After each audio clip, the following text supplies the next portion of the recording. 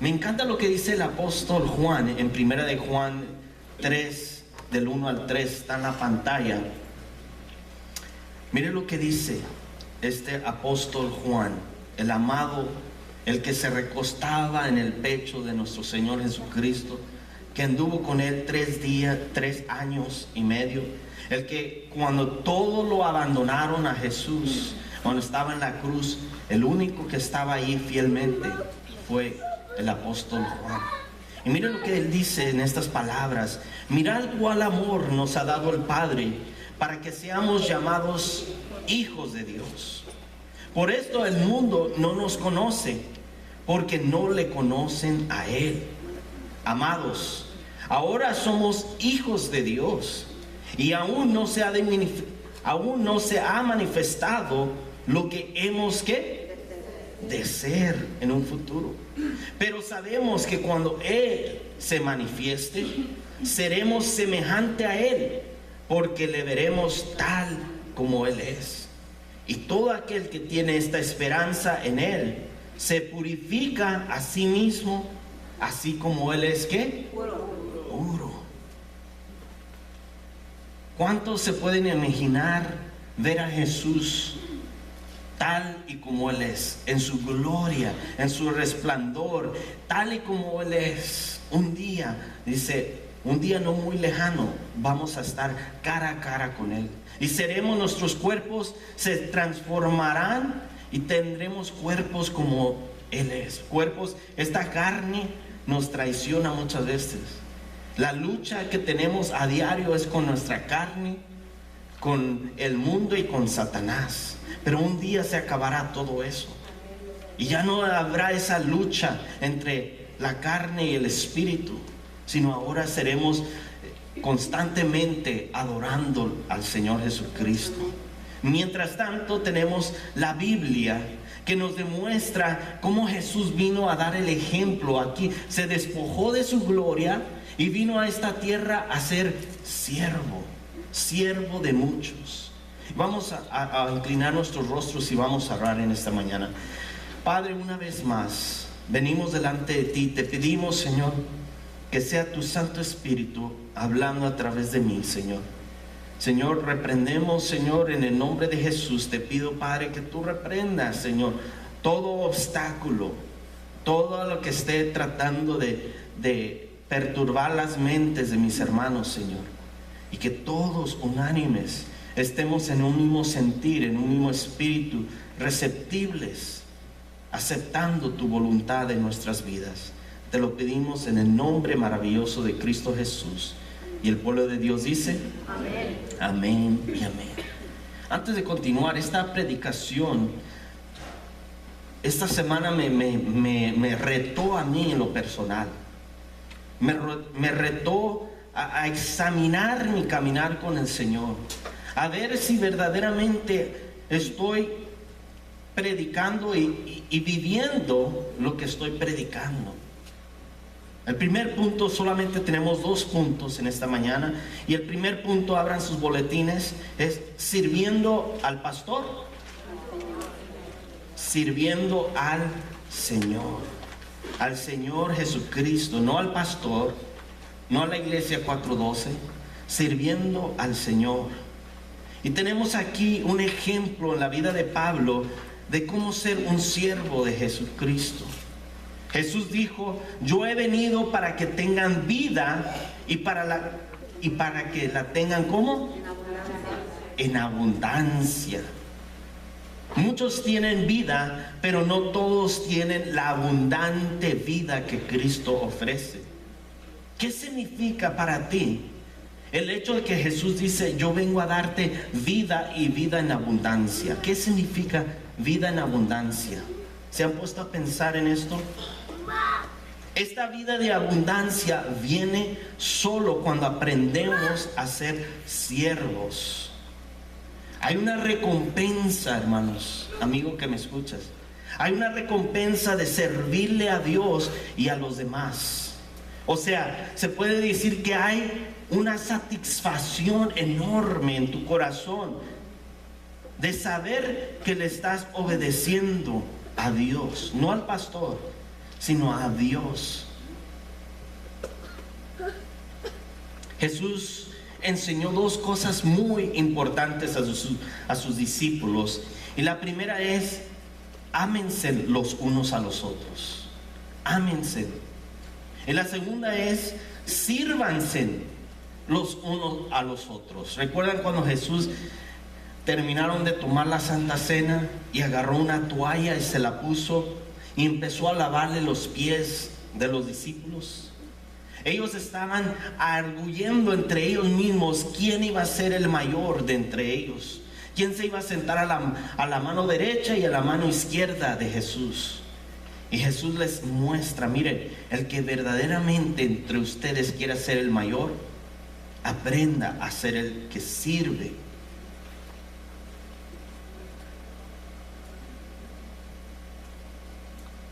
Si estás tomando nota, ¿cuántos toman nota aquí?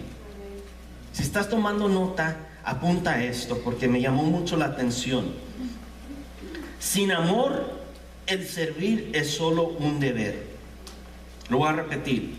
Sin amor, el servir es solo un deber. Lo voy a decir en inglés para que nuestros hermanos que hablan inglés lo entiendan. Without love, service is merely duty. ¿Entienden eso, hermanos?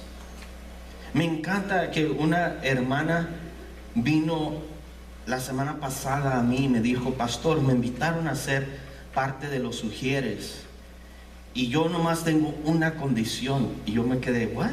Y ella también me dijo: yo sé que no debo que poner condiciones, pero le voy a pedir, y pedí al hermano que me hizo esta invitación a que todos los domingos me recuerde que lo estoy haciendo por amor a Cristo, no por amor al pastor, no por amor a la iglesia, por amor a Cristo. Y yo me quedé, wow, eso verdaderamente, o sea, antes de servir, recuérdeme, porque en veces, decía ella, en veces venimos con problemas de la casa o dificultades y se nos olvida el por qué estamos sirviéndole a Dios. Y es por amor. Y yo creo que ese es un buen corazón, un genuino corazón de decir: yo me conozco a mí mismo, pero quiero servirle a Dios con amor. Y necesito recordar cada día que le estoy sirviendo a Dios por amor. Se encuentra la historia de dos jovencitas que trabajaban en una fábrica. Las dos trabajaban desde las aproximadamente 10 a 12 horas diarias. Después de un tiempo, una de ellas se casó y renunció a la fábrica.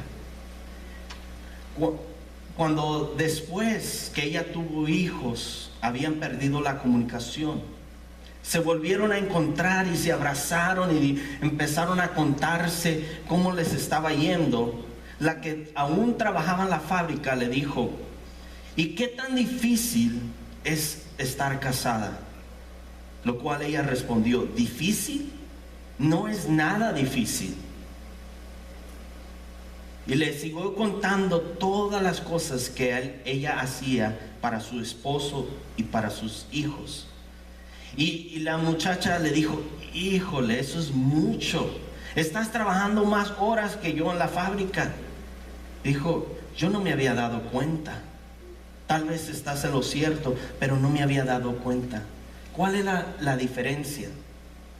Que ella estaba sirviendo a su esposo, a sus hijos, con amor.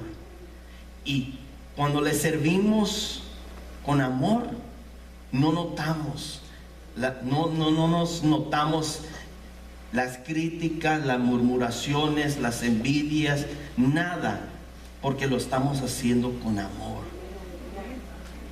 Eso me llamó mucho la atención. Y vamos a ver aquí cómo Pablo está sirviendo a Dios a pesar de muchas afrentas, a pesar de muchas críticas, a pesar de que su propia vida está en peligro. Veamos el verso 17.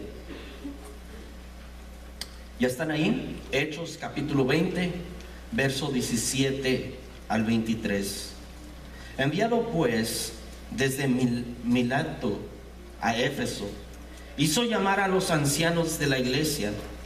Cuando vinieron a él, les dijo: vosotros sabéis cómo me he comportado entre vosotros todo el tiempo, desde el primer día que entré en Asia, sirviendo al Señor con toda humildad y con muchas lágrimas y pruebas que me han venido por las acechanzas de los judíos, y como nada que fuese útil he rehuido de anunciarlos y enseñarlos públicamente y por las casas, testificando a los judíos y a gentiles acerca del arrepentimiento para con Dios y de la fe en nuestro Señor Jesucristo.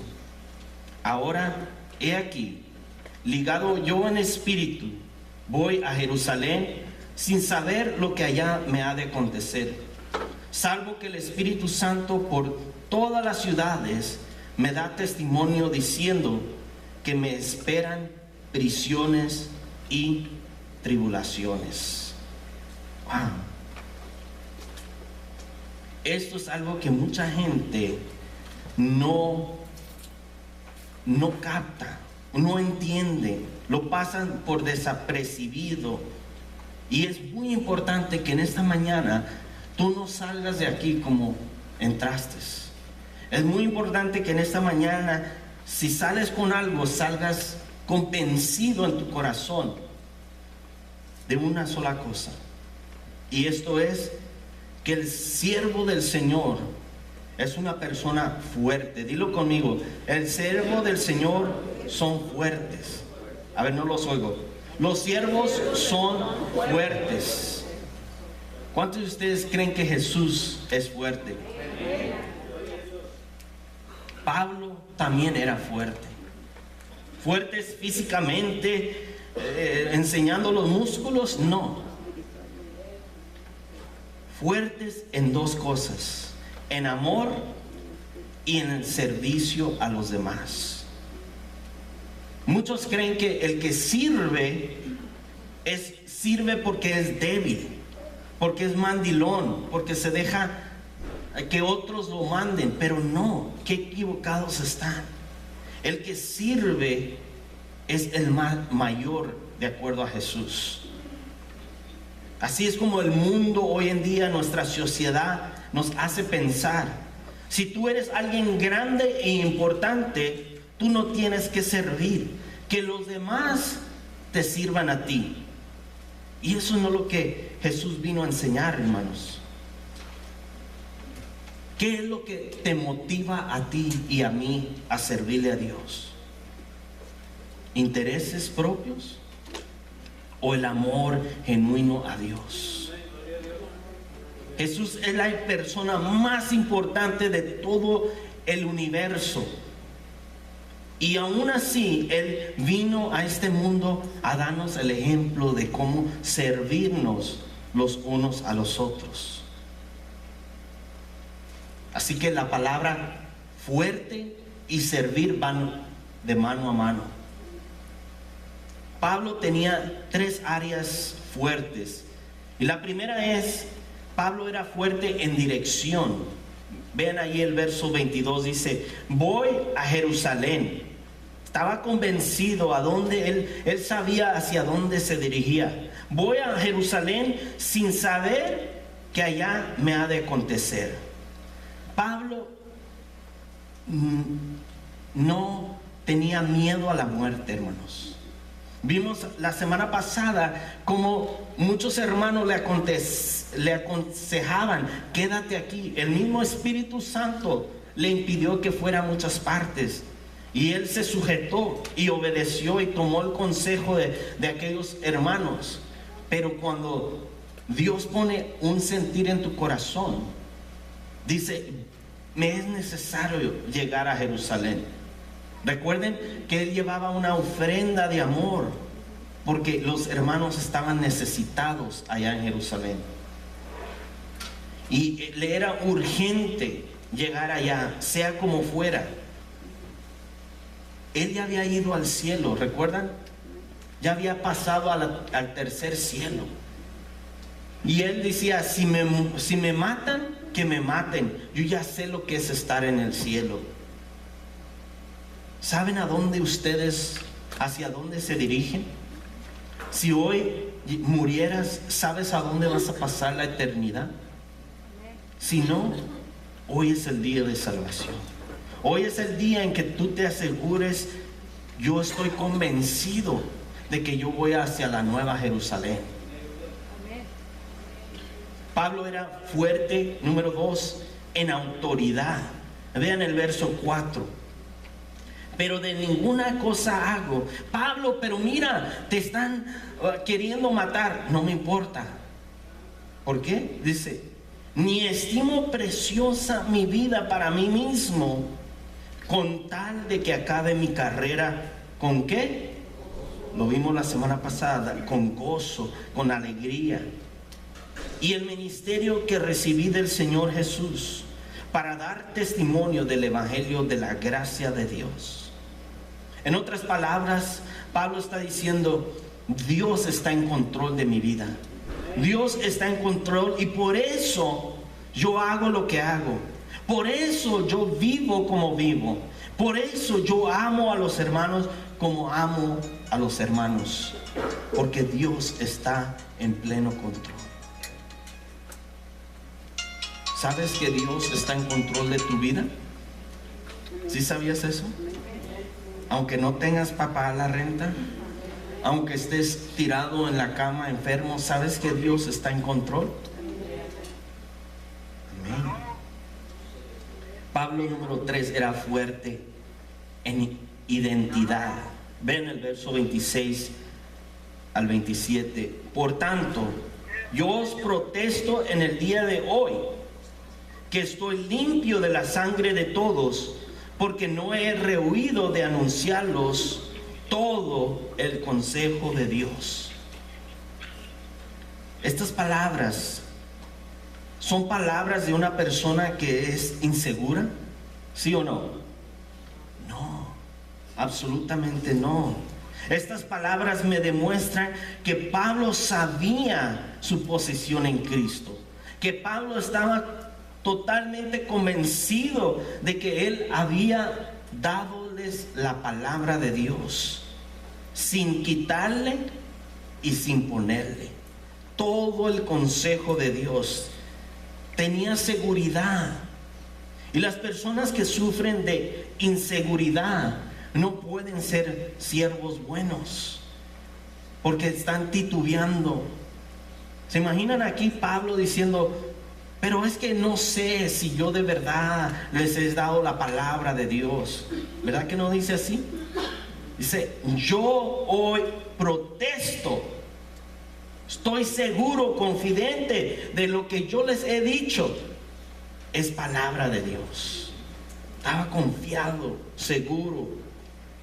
Así que Pablo era fuerte en dirección, sabía hacia dónde iba, fuerte en autoridad y fuerte en identidad. Y es lo que Dios hoy quiere que tú y yo tomemos para nosotros. Sepamos hacia dónde vamos, que nos paremos, y que la identidad que tenemos es que somos hijos de Dios. Como el apóstol Pablo dijo en primera de Juan, dije Pedro, ¿verdad? O Pablo. Primera de Juan, el apóstol Juan dijo en primera de Juan 1:3. Vamos a ver el segundo punto que dice: respondiendo las responsabilidades de un siervo. Las responsabilidades de un siervo. Veamos el verso 27 al 31. Porque no he rehuido anunciarlos todo el consejo de Dios. Por tanto, mirad por vosotros y por todo el rebaño en que el Espíritu Santo os ha puesto por obispos, para apacentar la iglesia del Señor, la cual Él ganó por su propia sangre. Porque yo sé que después de mi partida, entrarán en medio de vosotros lobos rapaces, que no perdonarán al rebaño. Y de vosotros mismos se levantarán hombres que hablan cosas perversas, para arrastrar para arrastrar sí a los discípulos. Verso 31 dice: por tanto, velad, acordaos que por 3 años, de noche y de día, no he cesado de amonestar con lágrimas a cada uno. Miren nada más, la responsabilidad de un siervo de Dios es proveer y proteger al rebaño de Dios. El verso 27 ahí Pablo dice: no he rehusado de anunciarlos todo el consejo de Dios. Me gusta lo que Pablo le dice a Timoteo en 2 de Timoteo 3:16. Toda la escritura es inspirada por Dios y útil para enseñar, para redarguir, para corregir, para instruir en justicia, a fin de que el hombre de Dios sea ¿qué? Perfecto, enteramente preparado para toda buena obra. Muchas veces venimos a la iglesia como los niños chiquitos que solamente cuando lo llevas a un restaurante quieren directamente irse a los postres, a la nieve.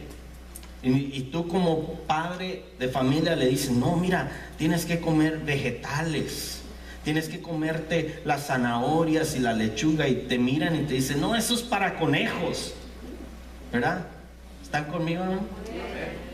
O hay adultos también así, que no les gustan los vegetales. De igual manera necesitamos en nuestra vida espiritual tener una dieta balanceada. No nomás querer la leche espiritual, sino la carne, los vegetales, todo bien balanceado. Y hay muchas iglesias, desafortunadamente, donde solamente les dan a lo que ellos quieren oír, no lo que Dios en su palabra nos enseña, ahí libro por libro, versículo por versículo, no brincándonos de aquí para allá. Simplemente todo el consejo de Dios es útil para enseñar, para instruir, para corregir. Miren, el verso 28, Pablo dice ahí que necesitamos comenzar con nosotros mismos. Me encantan las palabras de Jesús en Juan 10:37. Dice: si no hago las obras de mi Padre, no me creáis. Qué tremendo. Jesús dice: si no hago las obras de mi Padre, no me creáis.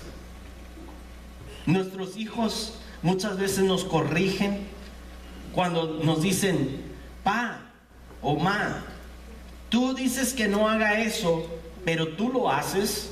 Ouch, duele ahí, ¿verdad? Nuestras acciones hablan más que las palabras, y necesitamos respaldar con nuestras acciones lo que les estamos diciendo. Y esto va para mí.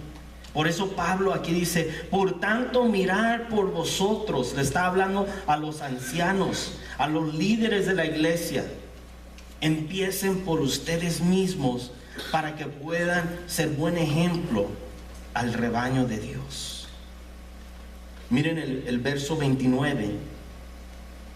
Necesitamos alertar a nuestros seres queridos y a nuestros familiares que hay falsos maestros. Miren, ahí dice Pablo en el verso 29: porque yo sé que después de mi partida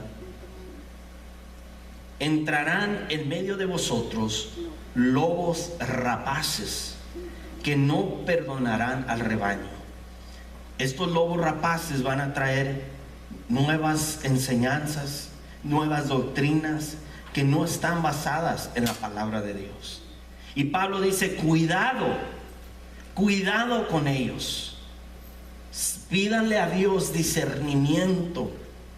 Ya les he contado esto varias veces y nunca se me olvida, y es una oración que yo le pido a Dios con todo mi corazón: Señor, dame discernimiento. Un pastor, Steve Mays, cuenta en el radio su testimonio, que llegó a su iglesia un hombre diciéndole: pastor, yo me llamo fulano de tal y vengo aquí para ser de utilidad a su iglesia. Y le dice: mentira, tú no te llamas así, tú te llamas Asá, y tú vienes a robar a mis ovejas. Fuera de aquí.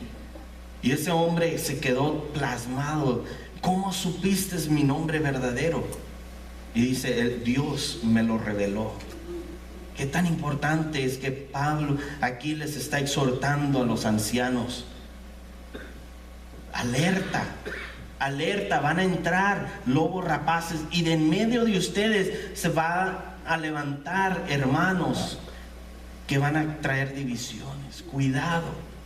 Por eso en 2 Corintios 11:13, mire lo que dice: porque estos son falsos apóstoles, obreros fraudulentos, que se disfrazan como apóstoles de Cristo.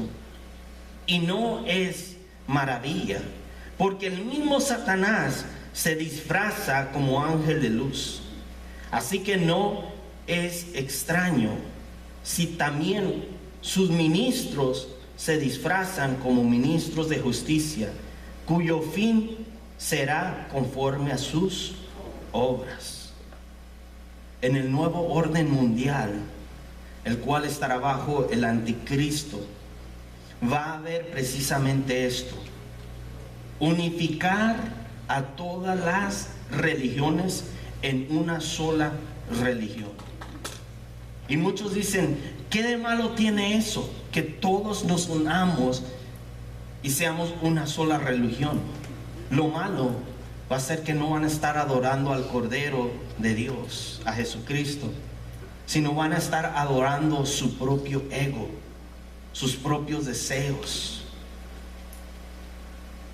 Y la filosofía que está invadiendo a muchas iglesias en el día de hoy es: tú mismo eres un Dios, haz lo que a ti bien te parezca.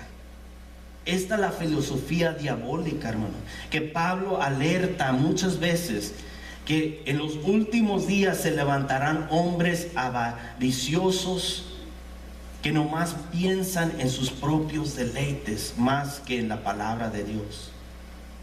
Dice: cuidado, cuidado con ellos. ¿A cuántos de ustedes les gusta estar enfermos con una gripe? A nadie, ¿verdad? El viernes en la noche me dio una así, estornudo tras estornudo, y no pude dormir toda la noche, y en la mañana con escalofrío y tirado en la cama, y nomás le decía a mi esposa: tráeme té caliente con limón y para que se me saque toda esta bacteria que tengo.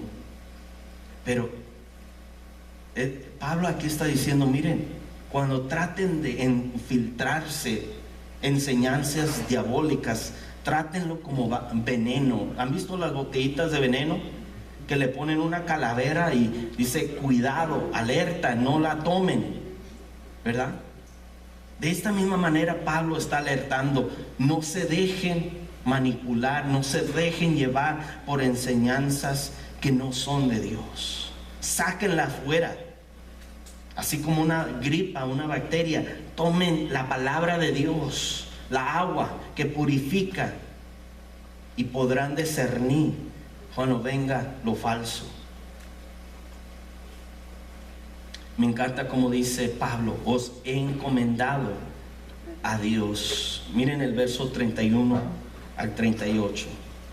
Por tanto, velad, acordaos que por 3 años, de noche y de día, no he cesado de amonestar con lágrimas cada uno.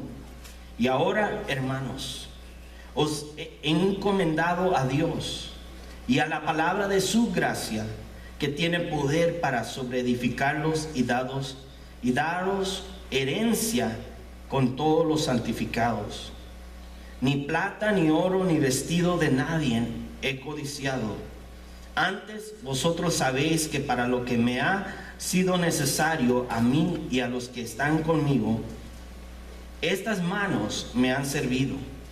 En todo os he enseñado que trabajando así se debe ayudar a los necesitados. Y recordar las palabras del Señor Jesús, que dijo: más bienaventurado es ¿qué? Más bienaventurado es dar que recibir. Cuando hubo dicho estas cosas, se puso de rodillas y oró con todos ellos. Entonces hubo gran llanto de todos, y acechándose al cuello de Pablo, le besaban, doliéndose en gran manera por la palabra que dijo: de aquí no verán más su rostro. Y le acompañaron al barco. Dice aquí que con lágrimas de día y de noche los amonestaba.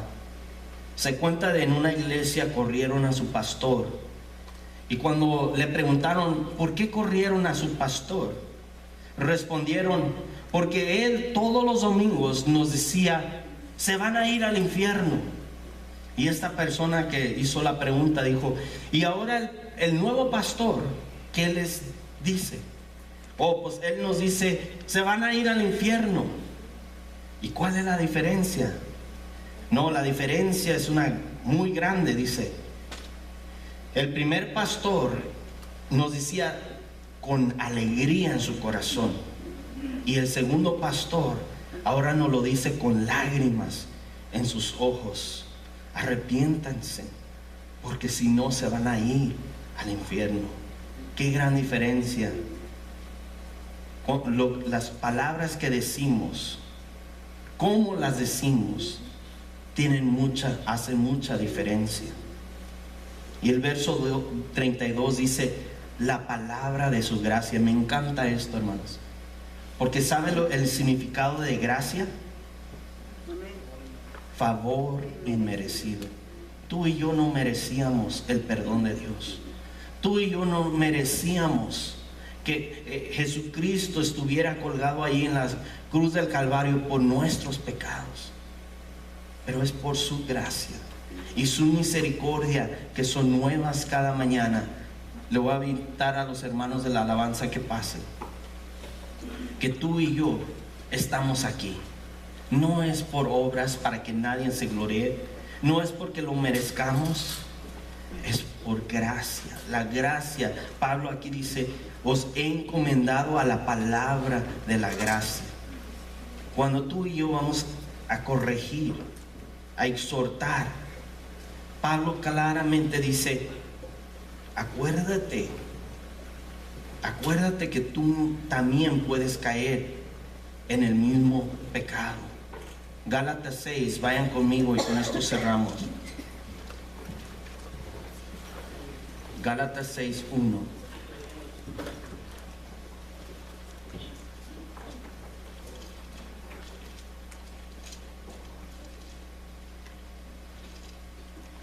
Hermanos, si alguno fuere sorprendido en alguna falta, vosotros que sois espirituales, restaurarle con espíritu de mansedumbre, considerándote a ti mismo, no sea que tú también seas tentado. Muchas veces queremos machete, queremos corregir sin gracia y sin amor. Y Pablo aquí dice: yo os he corregido, los he exhortado y los he encomendado a la palabra de la gracia. Se me hace muy interesante, hermanos, que el diablo en Juan 10:10 dice que él viene para hurtar, matar y destruir. Pero Jesús dice: yo he venido para darlos vida y vida en abundancia. Cuando tú tomes este reto, este llamado a servirle a Dios, como esa hermana que le hicieron la invitación a servir, hazte una reflexión de decir: ¿por qué estoy sirviendo? ¿Lo estoy haciendo por mis propios intereses?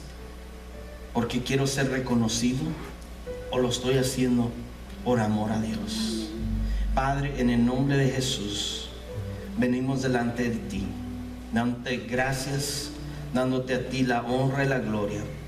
Y te pido, Padre bendito, que en esta mañana, si hay alguien aquí, Padre, que ha escuchado este mensaje y que quiere entrar a esa vida abundante, a esa vida, Señor, que tú ofreces, Señor, que entendamos, Señor, que cuando te servimos a ti, hay una gran recompensa. Hay una satisfacción en nuestro ser de decir, yo estoy siendo obediente a mi Dios. No lo estoy haciendo por crédito a nadie, lo estoy haciendo para agradar a mi Dios. Porque Él dio su vida por mí en la cruz del Calvario. Y yo quiero servirle con amor y con devoción. Padre, que en esta mañana cada uno de mis hermanos, al escuchar estas palabras, Señor, se lleven eso grabado en sus corazones. El decir, Señor, heme aquí. Úsame, usa mis pies, usa mis manos, usa mis labios. ¿En qué quieres usarme, Señor? Que quiero servirte con amor y devoción. En el nombre de Jesús. Amén. Amén. Le voy a invitar a los diáconos que pasen para tomar la Santa Cena.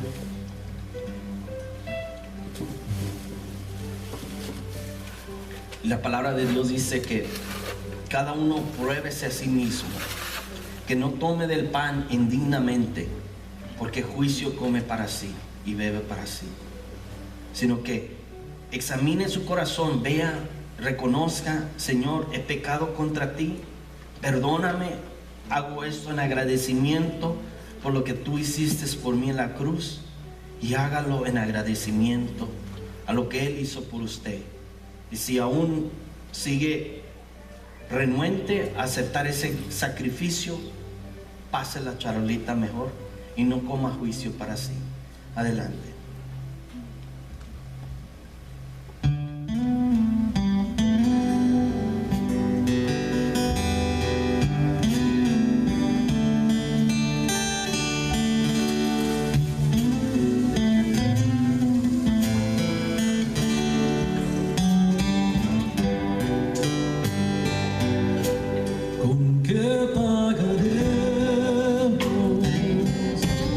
Amor tan inmenso.